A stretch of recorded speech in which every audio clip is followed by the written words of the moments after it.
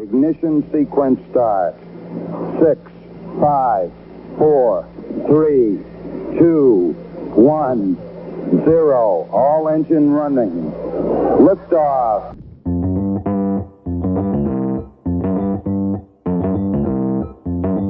Live from Joe's mom's basement, it's the Stacking Benjamin Show.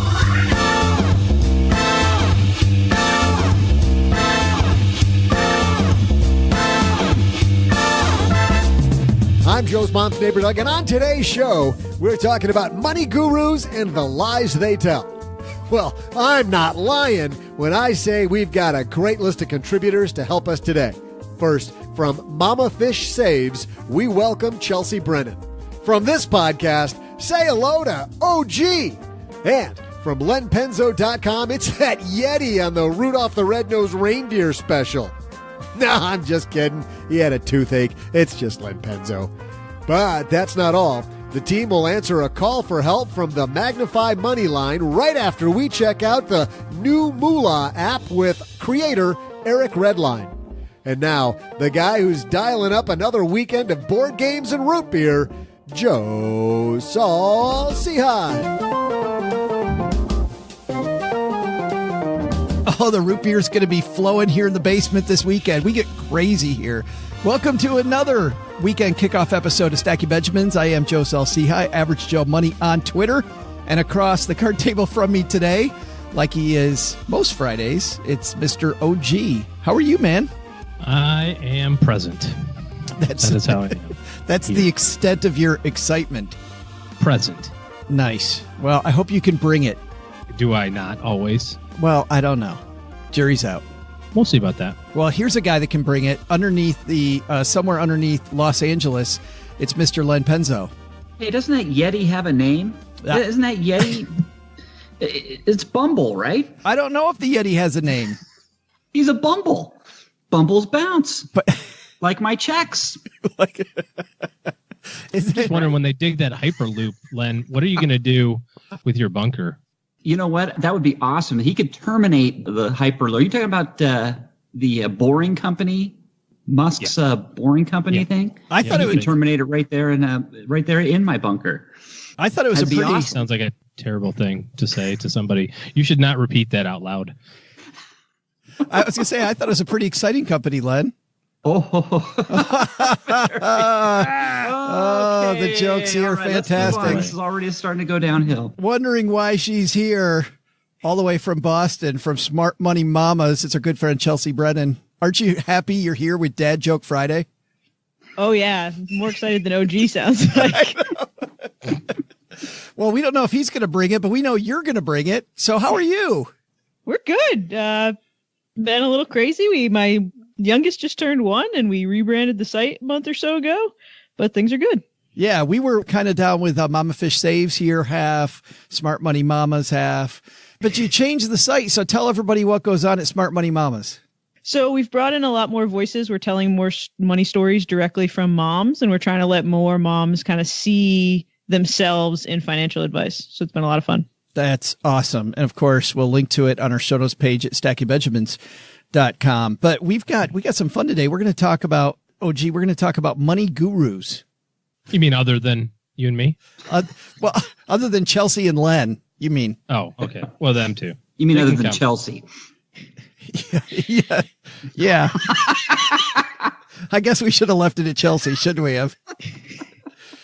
Chelsea, you ever listen to any audiobooks? I do. Because I got a good one for you. Thanks to Audible and the new Audible Original Power Moves for supporting Stacking Benjamins.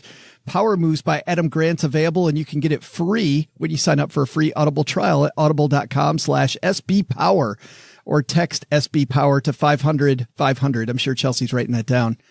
And thanks also. Well, I already have an Audible account, so I guess I can't get it for free. Well, you got to use one of your credits on it because I've already been listening to this stuff. It's fantastic. I love hearing about leaders and how they deal with power. I also like writing well. Chelsea, you like writing well. I do. Thanks to Grammarly for supporting Stacking Benjamins. Grammarly's I can turn anything into a segue. Grammarly's a communication tool that helps people improve their writing to be mistake-free, clear, and effective. Start writing confidently by going to Grammarly.com/SB to get 20% off a Grammarly premium account today. You know what's funny, OG? Somebody sent me an email yesterday, one of our fun listeners, and said, and by the way, I corrected all the mistakes on this email with Grammarly. I saw that. That was fantastic. Yeah. Well, we can't correct all the mistakes we're about to make on this podcast. I don't know. So we might as well get started making them. Let's get the party going. Hello, darlings. And now it's time for your favorite part of the show, our Stacking Benjamin's headlines. Our headline today comes to us from Christine, what do you think? Luken? Luken? Luken? Oh, the long U.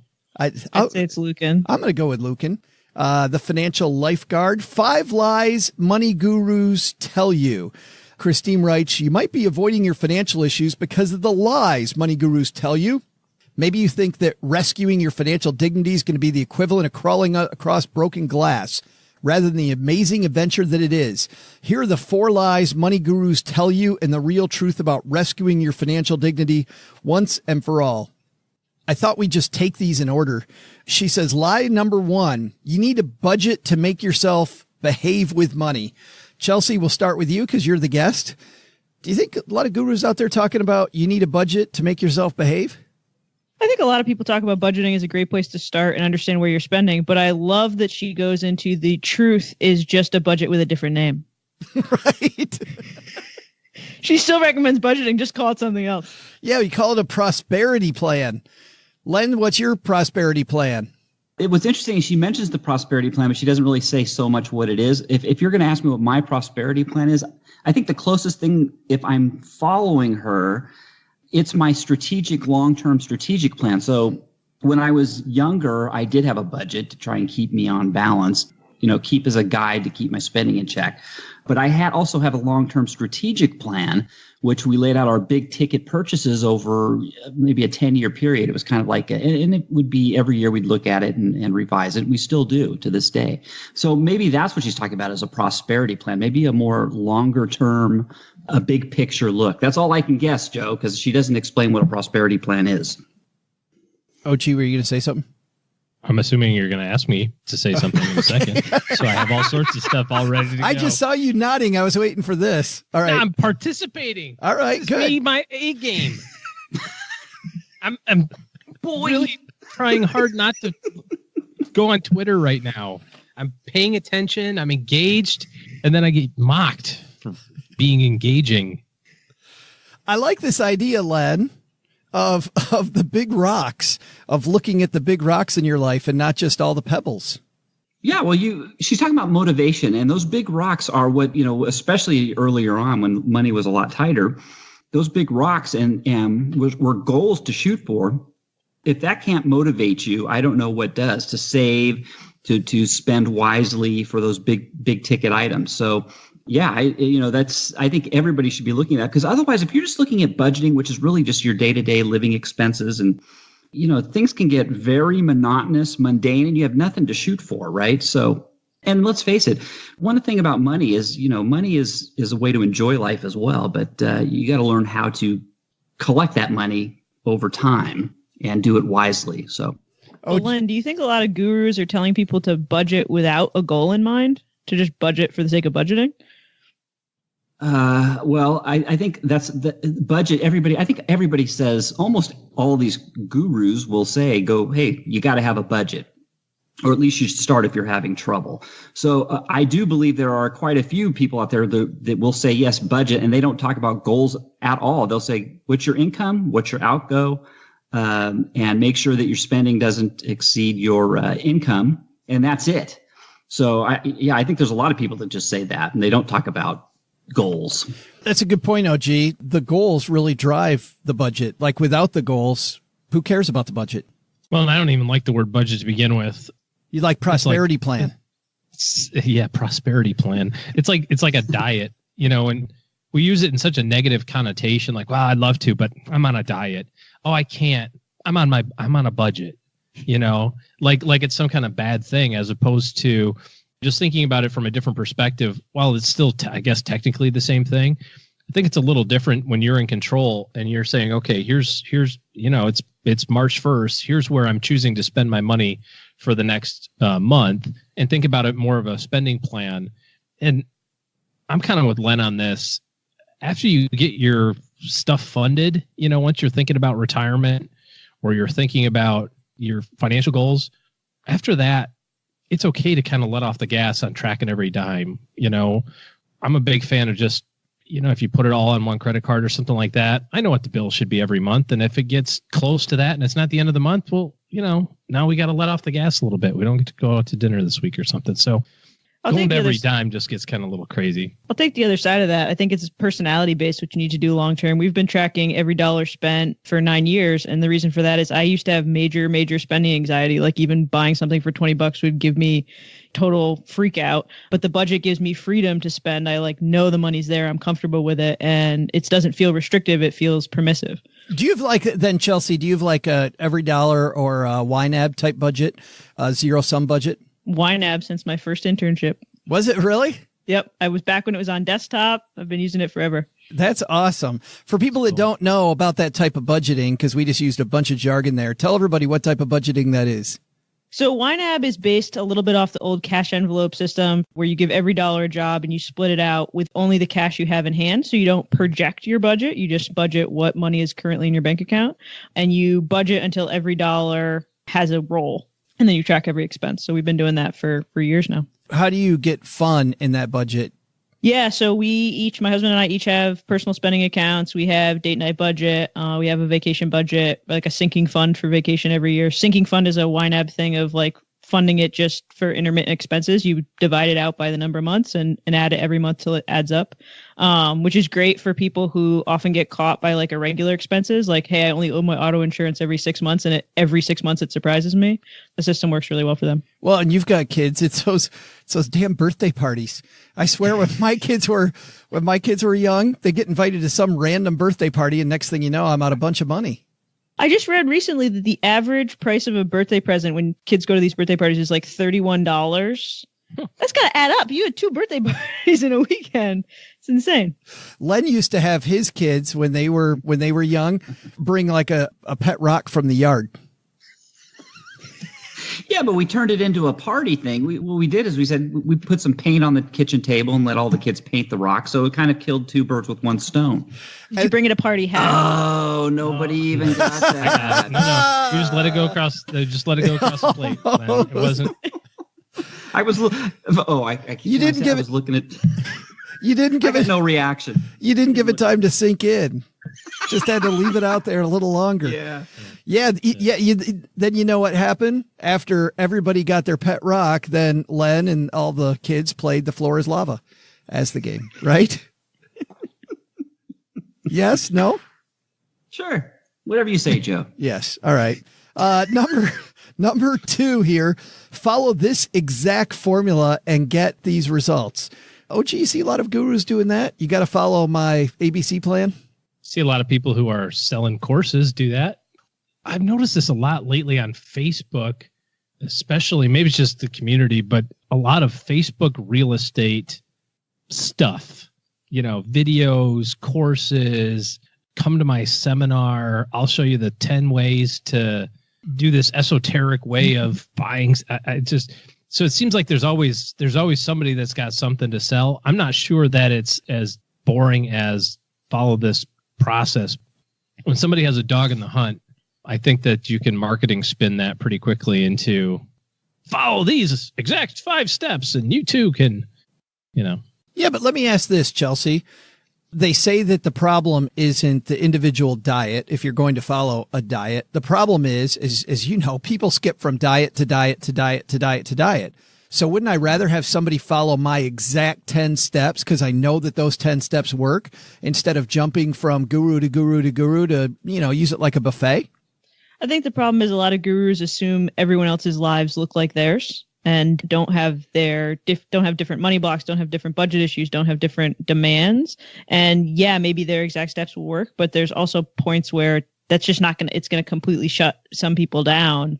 So not opening up, what's the strategy, not just the exact steps, what's the meaning behind it? People get stuck.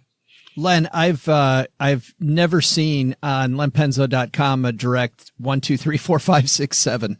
Yeah, no, you haven't, and you never will, Joe. But can I address one thing on here? Is where she says money management isn't really about math; it's emotional. Well, actually, it is about math, and you've got to make sure that, as we mentioned before, you spend less than you earn. I mean, that's math. Now, I get it. She says it's emotional, and she says scientists have recently proved that humans make decisions emotionally, not logically. But now she's a victim of her own line number 2, where she's putting everybody in the same boat. Not everybody makes decisions emotionally. A lot of people make logical decisions. But she has this example, Len. Her example is Kate and Betsy both overspend on restaurants. Yep. Most money gurus would give both women the same advice, maybe to use cash instead of a debit or credit card, without exploring why they're overspending. So she's talking about lead with a why, which has nothing to do with the math. Well, I get that, but it's still a math problem. So maybe you've got to explain to Kate and Betsy that it's a math problem. And I realize you might have different reasons for overspending, but you have to understand the math. You won't overspend if you understand it's a math problem. You see what I'm saying? So maybe I'm looking at this too logically. Arthur, you answered. I think, I was going to say, I think if all this just boiled down to math, we'd all be millionaires. So I think there's maybe a smidge of emotional and not everybody's going to earn $1 million in their lifetime, right? So I just read an article that somebody said if you saved $1 every day from the time you were born and you turned 66 today, you'd have $1 million if you put that dollar in the S&P 500. Instead, if you waited until starting it at age 10, so really not that far, right? 56 years instead of 66 years, you have $480,000 over that same time period. Yeah, I've seen the same thing. Yeah. So if it's just mathematics, then everybody and their brother would just say, well, it's $1. Now you're talking about investing versus overspending, right? And she's talking about overspending. Overspending is not rocket science. It's quite simple. You don't overspend. You don't spend more than you earn. Yeah, but there's I have very personal experience that suggests that that is not a math issue.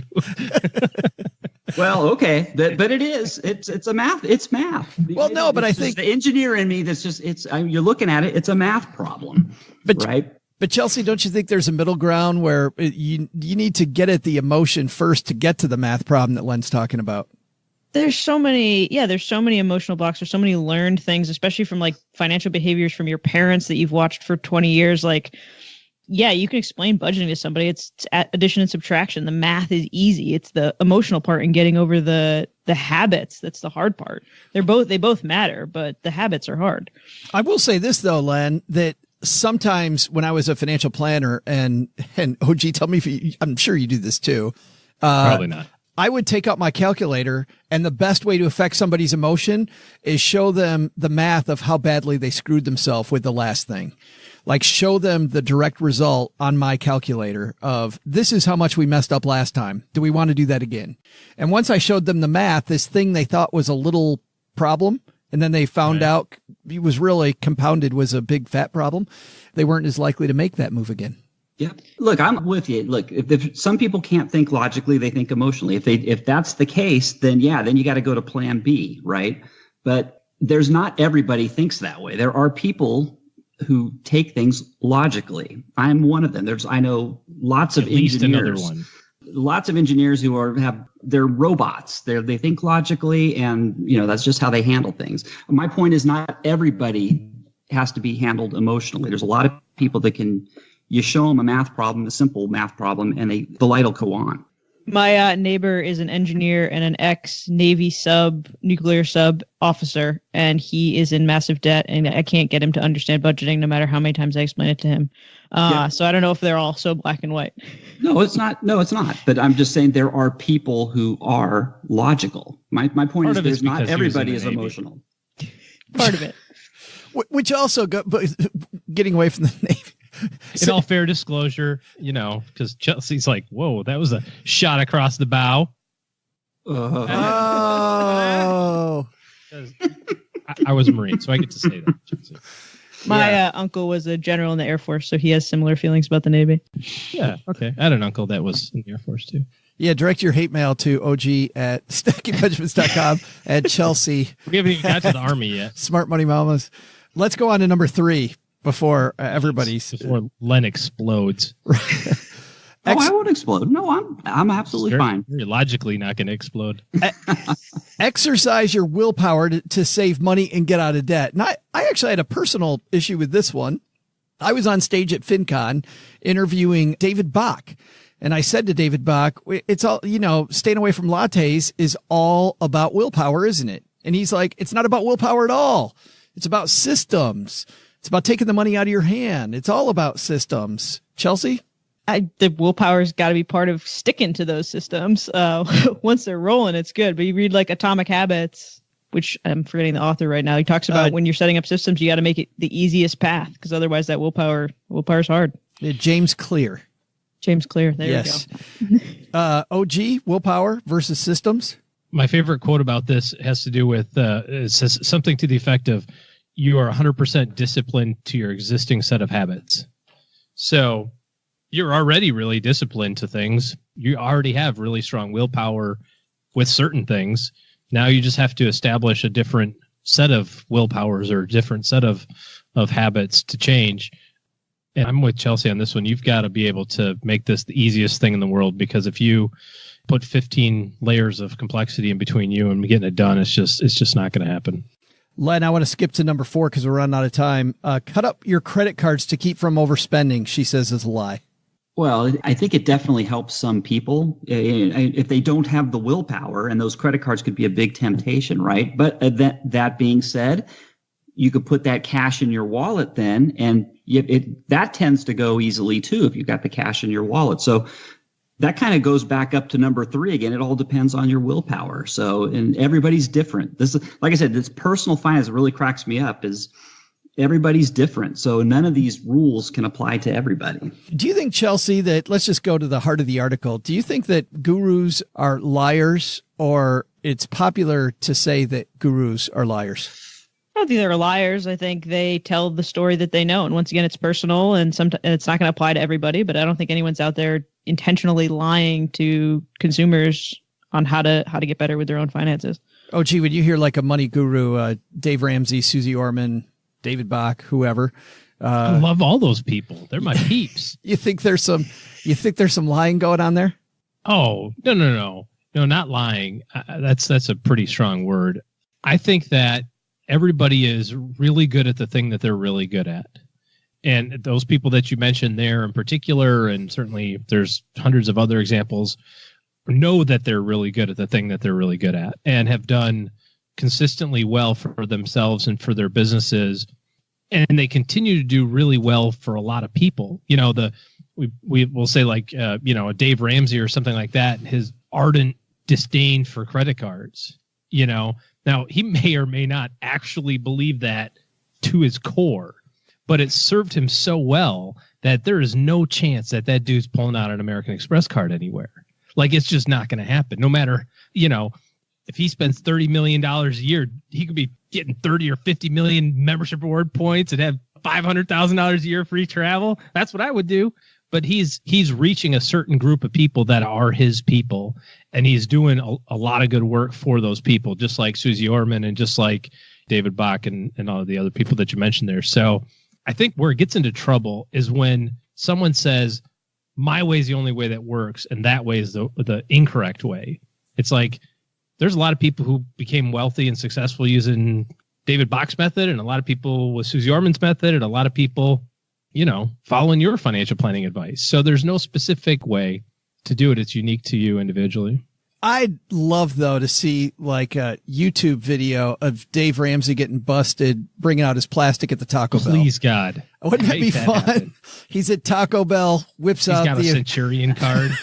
He's like, he doesn't even have just like a green card. He's got like a $10,000 annual fee one, with the personal concierge. Please, Lord, make that happen. But I think Len, turning to you, I think what OG's saying, there's a lot of truth there that guys like Dave Ramsey know their audience. They know who they're talking to, and they're not preaching to everybody. They're preaching specifically to that audience. Absolutely. Yeah. Like I said, it's personal finance. Everybody's different, and you should diversify. If you're reading different personal finance people, read a whole bunch of them. There's all kinds of different opinions, and you're going to find something that works for you eventually. So get that huge flavor. I tend to be, probably people look at my blog as being more, I'm a hard ass, basically. So I always put it back on the person. It's on you. As you could probably tell from this conversation we've had, where I talk about logical and how simple it is. And, that's my opinion. And I'm going to appeal to the people who, there's people who are going to agree with that, and there's people who aren't. You just need to see everybody. You listen to a broad array of different gurus, quote gurus, and find what works for you. Is that why you brought more voices on your site, Chelsea? Yeah, absolutely. And my story is different from a lot of people, in that hedge fund income at my age is not normal. And getting some people in who have different stories just helps give perspective on what personal finance can look like for a different range of people.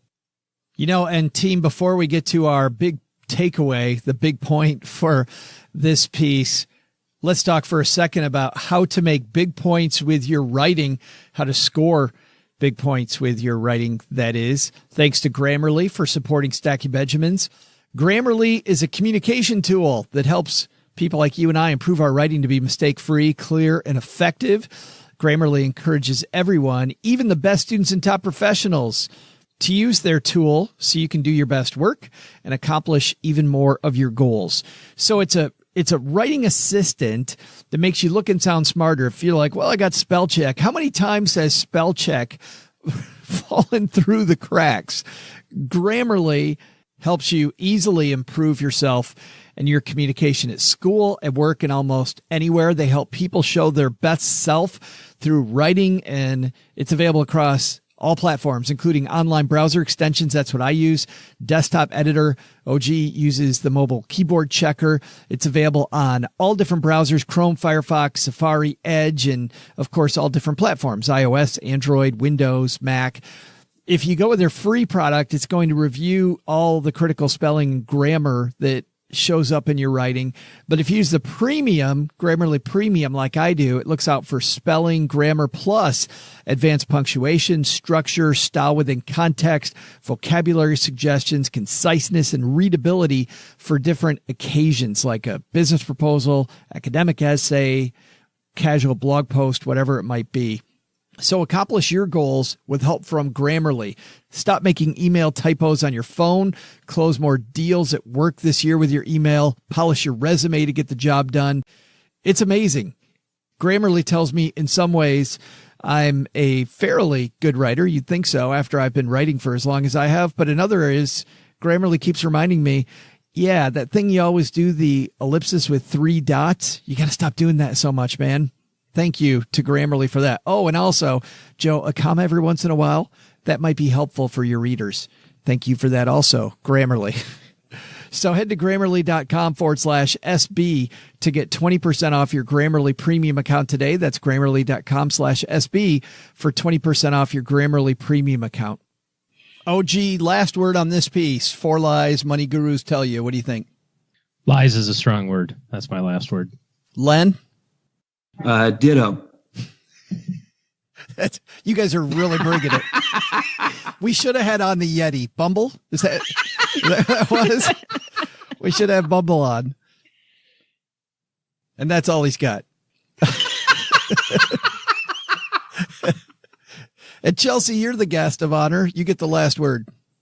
I think a lot of these things are splitting hairs. I agree. Lying's a strong word for a lot of these. It's the same point. We're all trying to help people.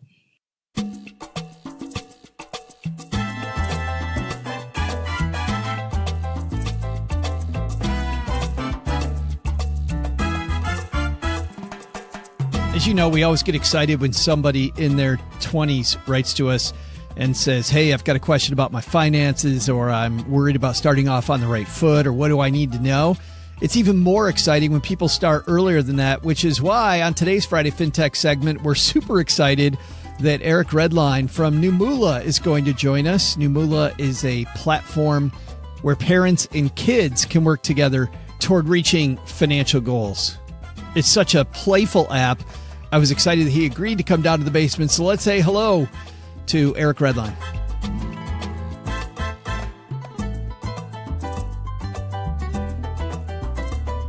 And coming down the stairs from NuMoola, it's our good friend, Eric Redline. How are you, man? I'm doing well, Joe. Thanks for having me. Love the basement. Happy to hear Mom's doing well, and love the decor. Well, thank you. Yeah, you got to have an affinity for Bon Jovi posters. And if you do... Well, he rocks it pretty hardcore, so you can't go wrong with Bon Jovi. It's so funny. I thought, just as an aside, I didn't like Bon Jovi stuff at all. And then when I was a financial planner, I took clients to see Bon Jovi. And then I totally got it. Like, that guy just understands his audience and completely caters to them, which it's cool because this audience that you're catering to, there's not a lot of people catering to this audience, young people. Let me ask you this. Did you not see enough things in the marketplace when you decided to create NuMoola, or was it you saw an opportunity? Tell me how it started.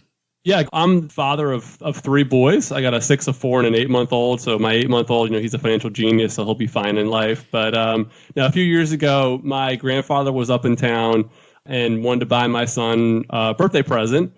We kind of said, hey, you have to set a budget because kids just get so many toys, and we really just want to give him a perspective on you can't just walk into the toy store and buy whatever you want. And what I realized is my son was able to pick up the idea of a budget, be able to look at prices and actually figure out what he could afford to buy. And when I was looking around the marketplace, there wasn't really anything that was getting to that level of teaching kids about money. There's a lot of chore management platforms and allowance payout tools, but there was really nothing focused on the educational conversations that should happen in the household and making it fun. Chores in themselves are not really fun. Paying allowance, so getting allowance, okay, that's kind of fun because you're getting money, but then you want to go spend it. And so really the genesis behind NuMoola was trying to gamify and make fun the conversations around financial education that all too often there's a stigma in the household of like, I don't want to talk about money because I don't understand it, or we don't have enough of it, or my parents didn't do it with me. So we're trying to just break down the barriers to having conversations, but then connecting that to actual dollars. Well, that's super exciting. Let's dig in. Tell me how it works. Where do I get the NuMoola? Is it an app? Is it web-based? How does it work? Yeah, we're a mobile platform, and we're live in both Google and the Apple App Store. So you go check us out, download us at NuMoola. Just search for us in the App Store. And the way it works, your parents download the app. The parents are the primary driver of the engagement model. They download the platform. They set up the family. They set up what we call missions, which is a version of chores, but missions are, we think, more interesting, more engaging, not quite the stigma, again, of work. But the idea is then the parents will set up allowance as well, and they can pay out the kids for doing things in the platform. So for completing missions, they get paid out.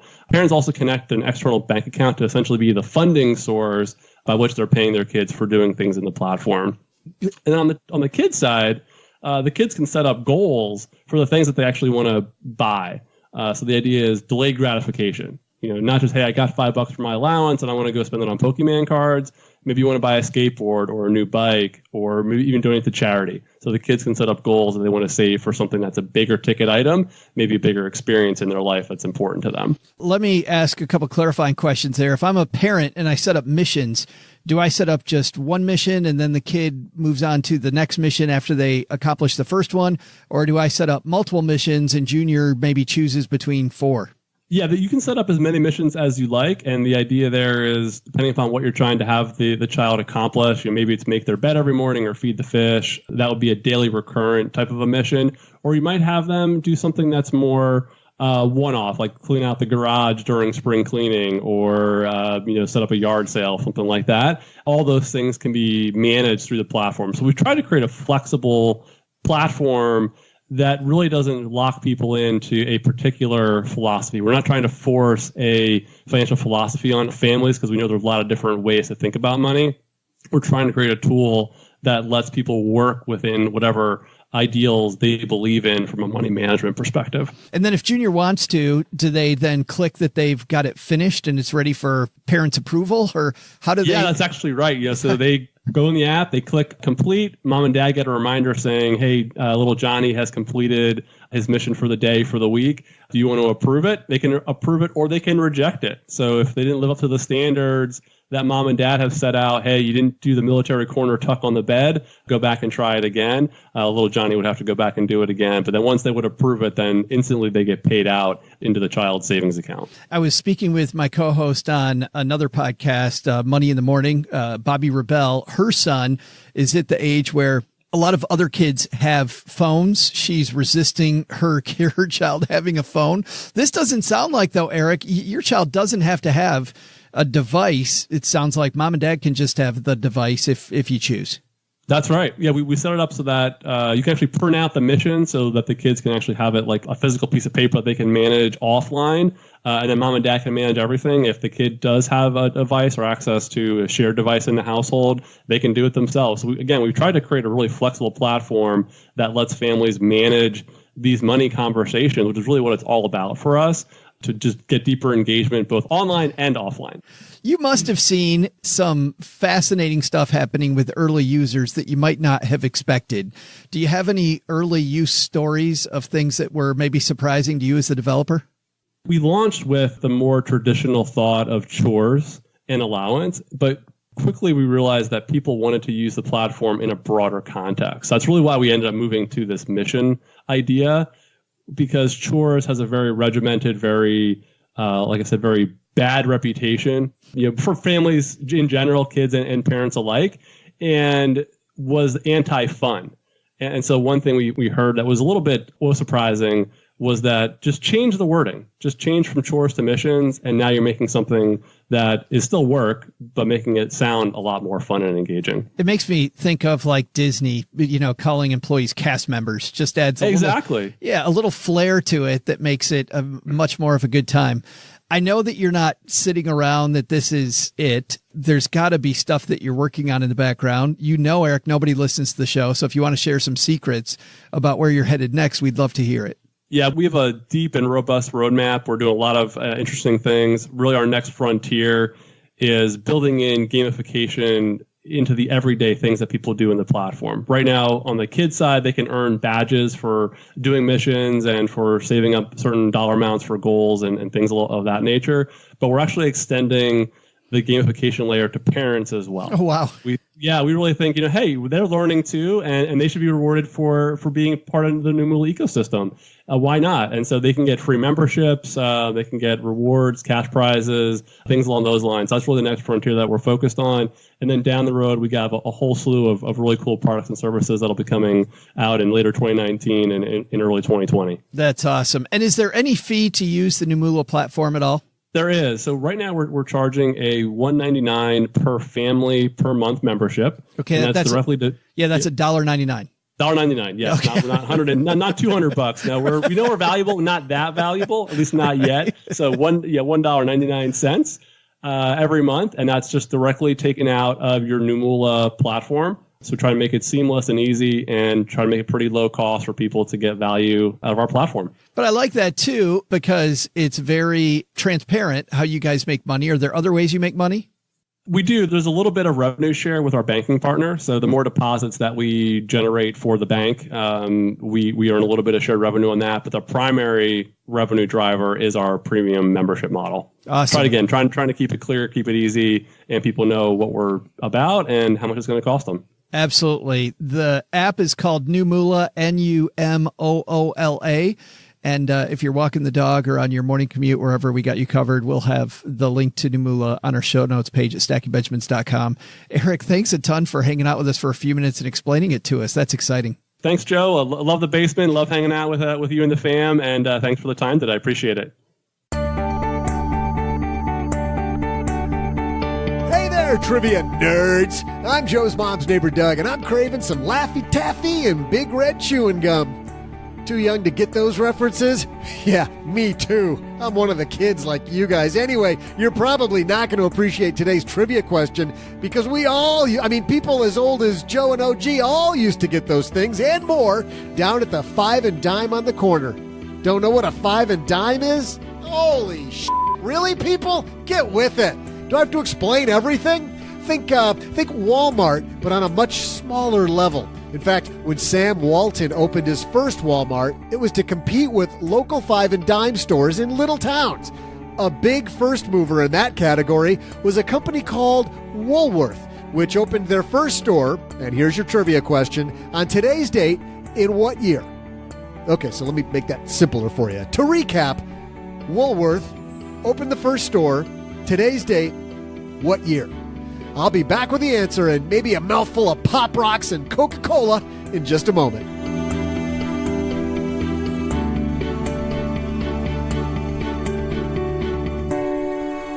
Anybody ever done the Pop Rocks and Coca-Cola? Yes. Yes. No. Chelsea has no idea what the hell we're talking about. Nope. This is all gibberish. Pop I don't know Rocks. what Pop Rocks are? Do they still I know make what Pop Rocks are, but Oh, the they do, okay. Woolworth 5 and dime, you've lost me. No. You're kidding. Oh, my boy. God. Oh, boy. Yeah, it's like Five Below, which is, I was thinking about that the other day. That's going to be the thing that we tell our kids. Like, oh, remember when we used to be able to go to Five Below? And it's like, what was that? Oh, everything was $5 and under. And, you know, 100 years ago it was. There really is a store called Five Below now? Yeah, dude. Yep. Well, I'm still stuck on the Welcome to- I'm stuck on the dollar store. Which I was I guess thinking there's like the dollar store too. Yeah, duh. yeah, like the dollar store. Sorry, I'm a little higher class than you. I don't know if you noticed, but we don't go to the dollar store. The dollar store would be caught dead I don't want to be there. so pompous as to say, you know, but turns out we really only go to the $5 store, Joe. A friend of mine goes to Costco and calls it the $100 store because you never It get is out of there the without $100 less than There's $100. there's a $10 store at the at one of Been the, to Costco local for airports. 500. That's airport inflation right there, Len. Yeah, but it's everything in the store is $10. Are you sitting down? What a bargain. Everything My is mother-in-law, $10. my mother-in-law called yesterday to say that the dollar store near her was going out of business and everything was 40% off. And could she get us some stuff? Like, no, please do not. Yeah, Because now we're good. We're good. I didn't know if you guys would ever need any lanterns, so I got that. Some citronella oil and a lot of hula hoops. Ton of hula hoops. Bought them all out. All right. We explained the very complicated rules to Chelsea backstage. Chelsea is playing on behalf of Paula today, and OG's keeping score. What's our score so far this year, OG? Len has won one time. Congratulations, Len. Actually, Len won the that's really first great. time, and he's still celebrating the fact he won the first time. Still celebrating. Paula has won 2 times so far this year, and I might have won 4 times so far. There it is. Yeah. So, Chelsea, we got some catching up to do. It's only February. That's right. Len is planning his comeback strategy. He and his Magic 8 Ball both planning their comeback strategy. If you're not first, you're last, Len. Yep, that's right. I'll be last for a while, it looks like. Today's the day, Len. Today is the Okay. day. Would you like to choose first, in the middle, or last when it comes I to gotta the go date? last. I gotta go last. Not his first rodeo. Chelsea, middle or first? Middle.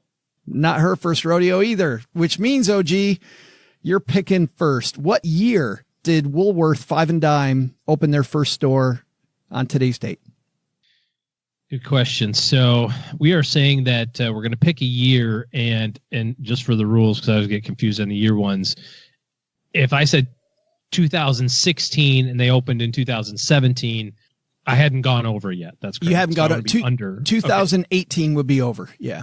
would be over. That's correct. Okay. All right. So I got to think that Walmart it's not 100 years old. Well, this isn't Walmart. It's Woolworth. I'm working Okay. through it, man. I just wanted to make No. sure you heard Doug correctly.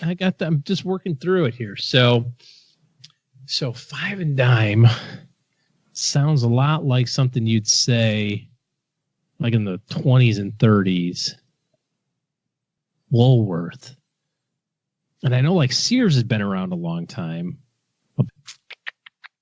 I'm going to say Woolworth opened its first store on today's date in 1876. 1876. Chelsea? So the only time I've ever heard Woolworth mentioned was in a book pre-Great Recession. So I'm going to go with the Price is Right strategy of 1 over OG of 1877. 1870. Dang. She's playing strong. That's my kind of girl. That's the first time I think anybody's really ever done that. like most of us know we could do that, but we had most that of the guests strategy want to be here, invited okay? back. The ones that want to be invited back, no, you got to play the game a little bit. But okay, no, that's fair. Hey, the rules are the rules. So you're playing by the rules. I applaud that. Let me guess, Len. I've got an idea what you're going to pick, but go ahead. Well, this is getting cutthroat, so this is ridiculous. This makes no sense. I'm way behind. I'm sorry, Chelsea, but I'm going to go 1878 just because that opens up the whole, right? Does that not mean I get everything up to 2017? You get everything. Everything up till 1878. Surprise, Woolworth opened in 2018. 1870. It's either me or nobody. So, well, unless I guess I got it right. Unless you got it right on the money or Chelsea got it right on the money. I'm feeling good about this one, Joe. I think it'd be so funny if it were 1876 or 1877. Or maybe 1875. That's what I was going to say. I thought it would be funny if it's 1875. When we're not making episodes of Stacking Benjamins, I tend to listen to podcasts that have not a lot to do with business, except when I go out in the middle of the day, in which case then I will listen to business-oriented podcasts. One I'm addicted to, even during the times when I normally am listening to fiction or to storytelling podcasts. I've been listening to Power Moves by New York Times bestselling author Adam Grant.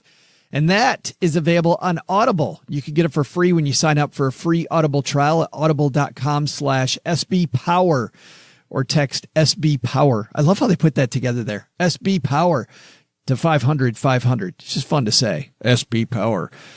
In Power Moves, Adam interviews 24 major CEOs and leaders to talk about how power's changing today and the best ways to use it effectively. And I find Adam's style brings out the best and practical ideas and insights from people like Sheryl Sandberg from Facebook, Satya Nadella from Microsoft, Mary Barra from our hometown company here, General Motors, David Solomon at Goldman Sachs, and more. In a time of shifting norms and increasing distrust in institutions, Power Moves offers lessons in hope and true stories of how to create positive change. I have been eating it up even on the weekend when I usually don't do any business podcast. I try to remember it's a marathon, not a sprint. And Power Move makes me want to sprint and fills my head with ideas, not just for this show, but also for just all the things that I do in business. Power Moves by Adam Grant is available now on Audible. Get it for free when you sign up for a free Audible trial at audible.com/SBPower or text SBPower to 500-500. I better not lose this or I'm going to be really irritated. You feeling pretty good about 18? You feeling pretty good, Len, about 1878? You're feeling good that you squashed the competition. I'm telling you, how many years do I have? I have 1878, 1879, 1880. You're not about to all the way to 2018. I can't lose. Or 2019, as it were. Or 19. Yes. Chelsea, how do you feel about starting this monster now? I feel great. This is super fun. This is fantastic. And OG, 1876, baby. I don't know. It's that or nothing, I guess. All right. I've got such a big lead over everybody. It doesn't really matter. Doug, what do we got? Hey there, trivia fans. I'm Joe's mom's neighbor, Doug, and Joe's mom was just telling me stories about her first 5 and dime experience. I nodded my head and pretended to understand what she was talking about, but soda fountains and nickel jukeboxes, just a little before my time. I'm not going to give away my age, but let's just say that this members-only jacket comes in handy down at the Sizzler. Know what I mean? Here was today's trivia question, though. Woolworth 5 and dimes pioneered the category, and the first one opened in what year? If you answered the year Thomas Edison invented the light bulb, you'd be correct. Oh, too obscure? How about the year that the British and the Zulu fought what the British called the Zulu War? That's got to be obvious, right? I mean, everybody knows that year. Okay, That's too obscure, too. All right, fine. If you said 1879, then you'd be correct. Fine. Happy taking all of the fun out of this. I'm telling you, Joe, they suck the life out of me. I'm sure you're thrilled. Go get yourself some Wonka chocolates and a moon pie for your big win and get out of here.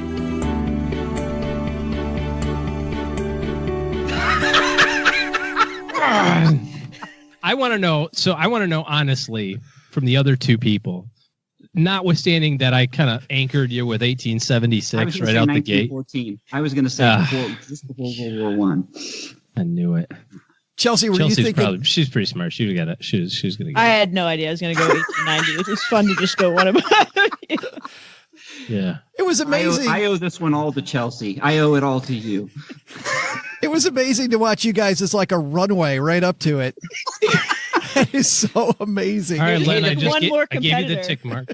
The picks weren't that tight since the barrel jumping question. The barrel jumping question. Yeah, they were all bunched up. The infamous. Well, I gave you your tick mark there, Len, so now you're only down by 2. Yeah. He's tied with Paula now, though. That's right. So that's good. Paula. There you go. Hey, guys, let's take out the magnifying glass and help somebody do better with their money. Today's hotline call comes to you courtesy of magnifymoney.com. When you head to stackybenjamins.com/magnifymoney, you know what you'll find? You're going to find that those financial products you use every day, they're nowhere near the best in class. Over 92% of the products available online are all ranked at Magnify Money. Head to stackybenjamins.com/magnifymoney for more. In fact, you'll find whether you're in debt and worried about paying too much interest to the man, or if you're somebody who's looking to refinance the student loans, or if you pay off your credit cards every month, playing the credit card reward game, it's all there. Today, we're going to help out our new friend, Scott. Say hi, Scott. Hi there, Joe and OG. I've started saving up to purchase a townhouse and would like to do so in the next 15 months or so. However, it'll take me about 24 months to save up enough money to have a 20% down payment and be able to cover closing costs. I would like to purchase sooner rather than later to make it easier for my family to come and visit me, but I want to make sure that I make the right financial decision. How can I go about deciding between waiting the extra time and having a 20% down payment and purchasing sooner but having a lesser down payment and having mortgage insurance premium payments?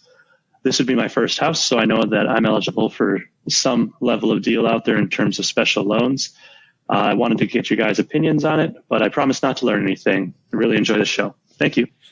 Thanks for the question, Scott. And Chelsea, we'll start with you. What do you think? Does he wait longer and get the 20% to avoid PMI, or go early?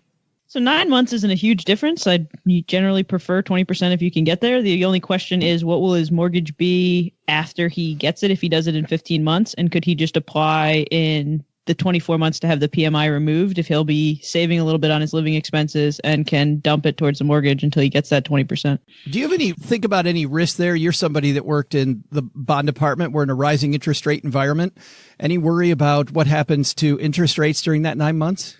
Yeah, you could probably see it go up, but probably not as fast as we always, expect it to. Maybe 0.25%, 0.5%, but 9 months difference is probably not going to be huge. Len, any more advice for Scott? Chelsea says probably wait.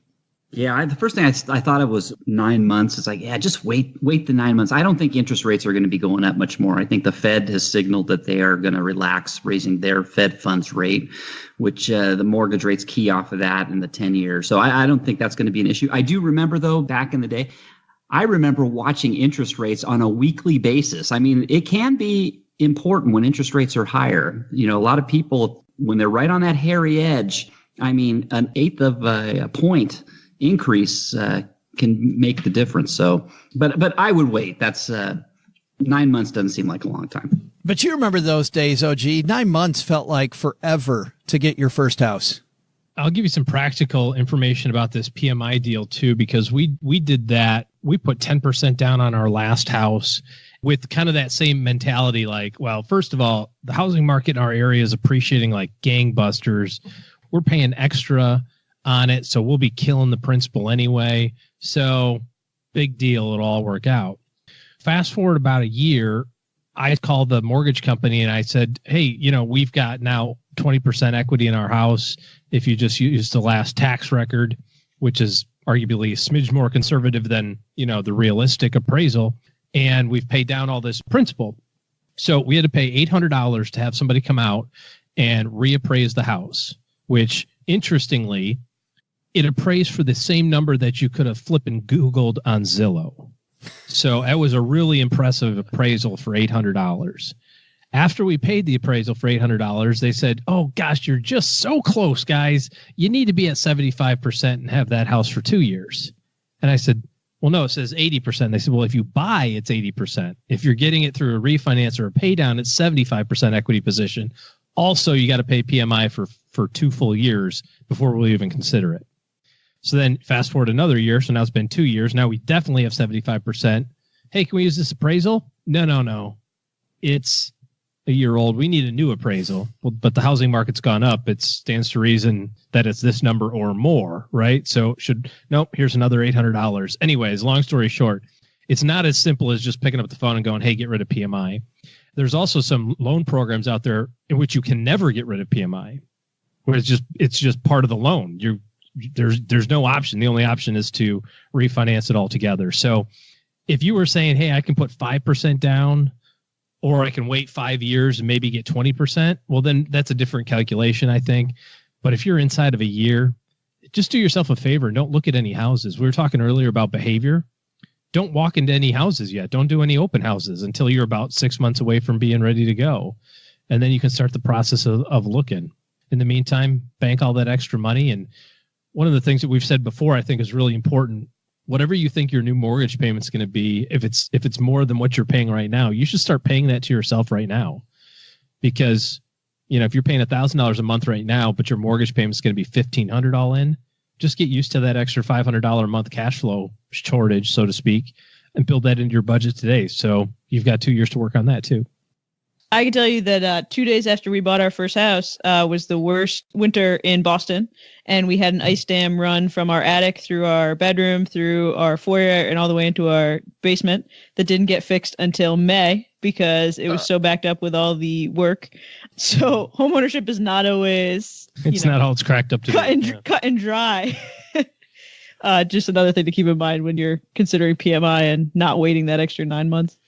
Well, I love that, Len, what Chelsea's talking about, because, you look at statistics. I think, did you talk about this once on your blog about how people move around jobs way more than they used to? So the chance of that house being worth it is a lot less than it might have been when you and I were starting our first jobs. Yeah, that's for sure. And if you're going to move around from place to place and your company isn't going to reimburse you, you're putting up some risk there, right? So if you're going to buy a house and after the closing costs and everything, you got to make sure if you're going to move within a year or two, you could lose some money. So you got to watch it. Yeah, you got to know you're going to be there for a while. Yeah, exactly. Yep. So we another thing about our house, we wrote on the blog about how buying our house cost us $100,000 in net worth. So I track everything with YNAB. And when we sold the house, we bought it in 2014 for $545,000. We sold it last year for $640,000 and still managed to lose $50,000 in cash between real estate and basically every major system in our house broke during the time that we owned it. And then if you had just invested that money, and I actually asked our real estate agent to go back and give us rent if we'd rented comparable single family homes. And if we'd invested the difference, we'd have been $100,000 higher in net worth after owning our home for 4 years. So, oh, that's painful. It was, yeah. I didn't need to do that math. And that's in a rising market. That's in a hugely rising market. I mean, imagine if the market was just sitting steady or falling. Imagine if you bought your first house in July 2005 in Metro Detroit in a brand new Pulte subdivision. And then, imagine that happened. Yeah, I could just imagine. It was awesome. I mean, a friend of mine said it was awesome. Between OG's story and Chelsea's story and Len's stuff, I think. Don't feel bad. I bought at the top of Southern California market in 1990. I mean, I couldn't have timed it any better. 2 months from the top, I bought my house, and I was upside down for 7 years. It was miserable experience. So wait 9 months or 5 years, or just keep renting. No, sir. Right. Yeah. Yep. Right. Be patient. Scott, I think we're on the fence about this. No, I'm kidding. If you've got a question for the show like Scott does, head to stackybenjamins.com/voicemail. And Scott is taking home a Greatest Money Show on Earth t-shirt. We'll be sending him a code here shortly for that. All right, that's going to do it for today, guys. So let's talk about what's happening where you live. OG, any big plans this coming week? Big thing going on today and tomorrow for me. My after school activity has a little bit of a get together, so to speak, a meeting. So I'll be doing that. It's starting to ramp up again for a period of time. So I'm excited to get back into my after school activity. Awesome. And Len, I am headed to see the Detroit Red Wings play hockey tonight. Awesome. I know, it's going to be great. You're bringing an octopus? Just to throw something on the ice? Yeah. There's lots of things I've considered doing, but that was never one of them. I'm like, okay. Yeah. You probably wouldn't be watching the game live after you did it either. Probably miss out from that point on. What's going on at lenpenzo.com? Well, let's see. I got something on smart menu planning. I'm sure everybody's just interested on how Len Penzo does his smart menu planning. So come on by if you want to see. Hey, I'm saying I listed what I'm eating for the next 2 weeks. I've also notified the server farm that controls my blog, told them to get ready for all the extra hits that are going to come because of that. It's going to be a huge article. Rice cakes. Oh my God, this is going amazing. Viral. All you're going to find out when you go to lenpenzo.com is the honeybee takes care of it. Len takes care of none of it. Actually, that's not true, Joe. That I know. I'm just spreading rumors. Okay. Chelsea, thanks for hanging out with us. Thanks for having me. Well, what's going on at Smart Money Mamas? We recently published a 12,000 word post on starting a effective business from home. For everything from like coming up with your idea to branding and marketing. So that was really exciting. We're working on promoting that. And tomorrow we've got a joint birthday party for my sons turning 1 and 3. And you still have hair? For now. In the last week, the 3-year-old has dislocated his elbow twice and the 1-year-old has a double ear infection. So we're just winning over here. Oh my gosh. So is that nursemaid's elbow? Is that what did they show you how to do it? They did, but now if it happens again, we got to go in and get x-rays because it shouldn't be coming out this easy because it came out twice in 4 days or whatever. Wow. Yeah. So were they born on exactly the same day, 2 years apart? No, they're exactly 23 months apart. Wow, that's cool. And that's all at smartmoneymamas.com. And we'll have a link to Chelsea's site as well as Len's amazing. Yeah. Oh my God. This is going to go viral. I can't wait to see this meal planning. This is going to go everywhere. Rice cakes and peanut butter. But don't give it away, OG. Take it from here, Doug. Please save us. What should we have learned today? So, what did we learn today? First, money gurus? Sure, they might stress some points over others, but try to find the good stuff.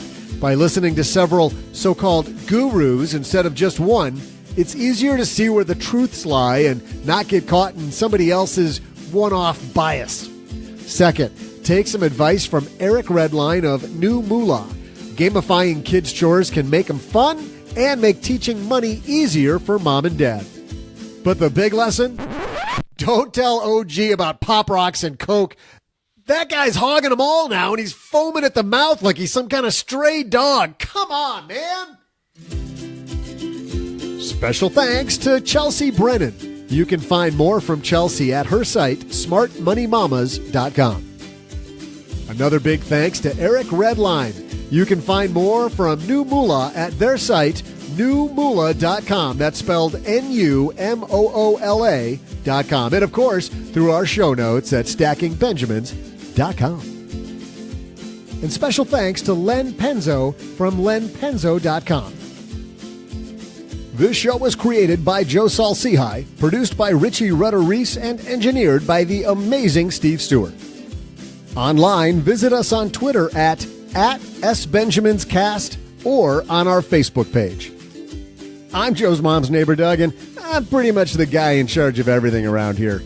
Trust me, this well-oiled machine didn't get like this all by itself. SB Podcast may receive payment on the show from sponsors and guests in the form of books, giveaway items, discounts, or other remuneration. There's no way you would take advice from these dorks, but like Joe's mom always says, don't take advice from people you don't know. This show is for entertainment purposes only, and before making any financial moves, consult with a real financial advisor.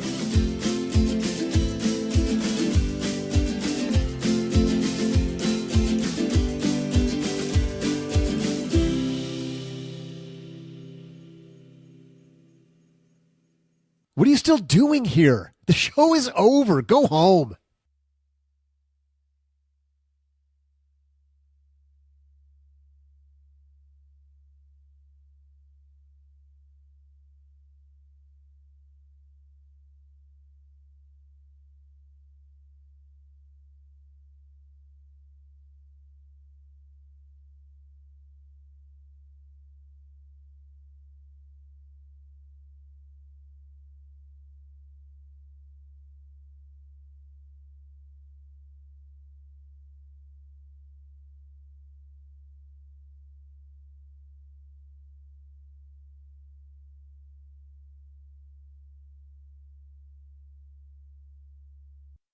Wikipedia says 1878. And I think in Doug's thing, you said 1879. It's 1879. I have it. What Wikipedia says. Well, I win no matter what, right? Yeah, you do. You do. I still win, don't I? Right Yes, on sir. the money, or Yeah, but you're right on the money. That's my point, is that it's even better. But Okay, good. All right. Well, I'm not going back and changing it. Somebody wants to complain about that. Like, holy crap. Joe, I'm a 1-star review. I wonder if anybody's going to write in and actually check that. Yeah. Recently on the trivia, the Stacking Benjamin show, I can totally see that 1-star review. somebody just go edit the Wikipedia post. That's right. that's probably easier. Don't believe everything you read on the internet anyway. Edited by Average Joe Money.